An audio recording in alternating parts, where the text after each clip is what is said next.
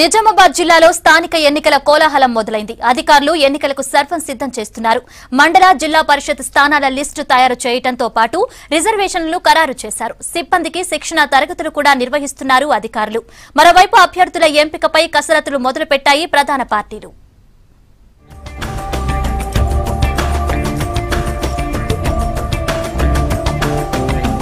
ఉమ్మడి నిజామాబాద్ జిల్లాలో స్థానిక ఎన్నికలకు రంగం సిద్ధమవుతోంది. ఇప్పటికే ఎంపీటీసీల స్థానాల లిస్ట్ ని విడుదల చేశారు అధికారులు. తాజా లెక్కల ప్రకారం నిజామాబాద్ జిల్లాలో 299, కామారెడ్డి జిల్లాలో 236 స్థానాలు ఖరారు చేశారు.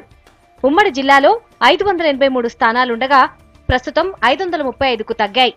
జిల్లాల విభజనతో పాటు బాన్సువాడ, భీమ్గల్, ఎల్లారెడ్డి మండల కేంద్రాలు మున్సిపాలిటీలుగా మారటం, కామారెడ్డి మున్సిపాలిటీలో 7, నిజామాబాద్ కార్పొరేషన్లో 13 గ్రామాలు విలీనం కావాల్సి ఉండటంతో ఎంపీటీసీ స్థానాలు తగ్గాయి.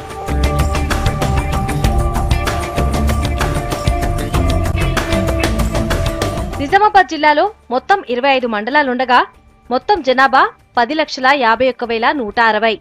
జిల్లాలో మొత్తం 25 జెడ్పీటీసీ, 299 ఎంపీటీసీ స్థానాలున్నాయి. కామారెడ్డి జిల్లాలో 22 మండలాలుండగా 8,18,228 మంది జనాభా ఉన్నారు. 22 జెడ్పీటీసీ, 236 ఎంపీటీసీ స్థానాలున్నాయి. గతంలో ఎంపీటీసీ స్థానాలపై అభ్యంతరాలను స్వీకరించిన అధికారులు వాటికి పరిష్కారం చూపి జాబితా విడుదల చేశారు. మండలానికి ఒక జెడ్పీటీసీ స్థానం చొప్పున కేటాయించారు.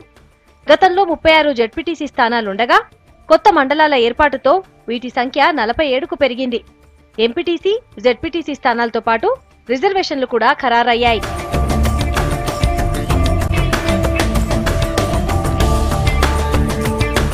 ఎన్నికల సిబ్బందికి విధులు కేటాయించిన అధికారులు వాళ్లకు శిక్షణ ఇస్తున్నారు. నిజామాబాద్లో నిజామాబాద్ అర్బన్, నిజామాబాద్ రూరల్, బోధన్ నియోజకవర్గాల సిబ్బందికి, ఆర్మూర్లో ఆర్మూర్, బాల్కొండ, కామారెడ్డిలో కామారెడ్డి, ఎల్లారెడ్డి, బాన్సువాడలో బాన్సువాడ, జుక్కల్ నియోజకవర్గాల సిబ్బందికి శిక్షణ ఇస్తున్నారు.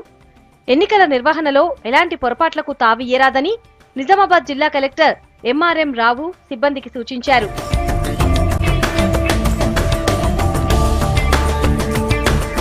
ఇక గ్రామాల్లో అప్పుడే ఎన్నికల వాతావరణం కనిపిస్తోంది. చాలా మంది నేతలు టీఆర్ఎస్ లో చేరటంతో ఆ పార్టీలో ఆశావహులు పెరిగిపోయారు. స్థానిక సంస్థల ఎన్నికల మీద దృష్టి పెట్టిన ఆశావహులు ప్రచారాలు కూడా మొదలుపెట్టారు.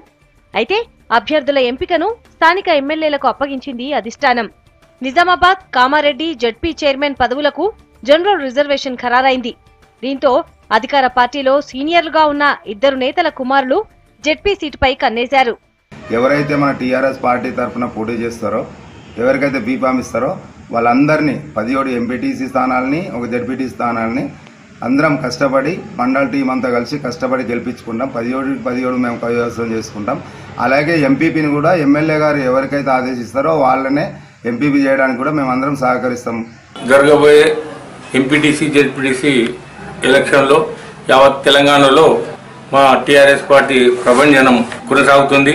ఎందుకంటే యావత్ భారతదేశంలోనే తెలంగాణ రాష్ట్రం అన్ని సంక్షేమ పథకాలు చేపట్టింది కాబట్టి మన రైతులకు కానీ సంక్షేమ పథకాలు కానీ యావత్ భారతదేశంలో ఎక్కడ లేని విధంగా మన కేసీఆర్ గారు చేస్తున్నారు. కాబట్టి తప్పకుండా ఎంపీటీసీ, జెడ్పీటీసీ ఎలక్షన్లో అదే మాదిరిగా తీర్పు ఇస్తారని ప్రజలు భావిస్తున్నాము.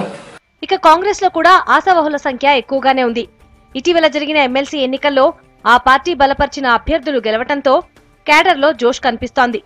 ఇప్పటికే అభ్యర్థుల ఎంపికను వేగవంతం చేశారు కాంగ్రెస్ నేతలు. మొన్నటి పార్లమెంట్ ఎన్నికలతో బీజేపీలో కూడా ఉత్సాహం కనిపిస్తోంది.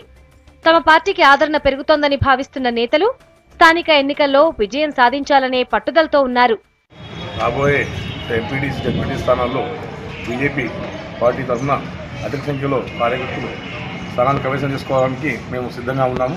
ఆల్రెడీ గత పంచాయతీ ఎన్నికల్లో కూడా ఉప సర్పంచ్గా, వార్డు మెంబర్లుగా అధిక సంఖ్యలో బీజేపీ కార్యకర్తలు ఆల్రెడీ గెలుపొందారు. అదేవిధంగా రాబోయే ఎంపీటీసీ ఎలక్షన్లో, జెడ్పీ ఎలక్షన్లో అత్యధిక మెజారిటీతో బీజేపీ కార్యకర్తలు గెలుపొందుతారని మేము ఆల్రెడీ కసరత్తు ప్రారంభం చేశాం. ఈ నెల 20 లోపే ఎలక్షన్ నోటిఫికేషన్ రిలీజ్ చేయనుండటంతో అభ్యర్థుల ఎంపికపై నేతలు, ఎన్నికల నిర్వహణపై అధికారులు కసరత్తులు మొదలుపెట్టారు.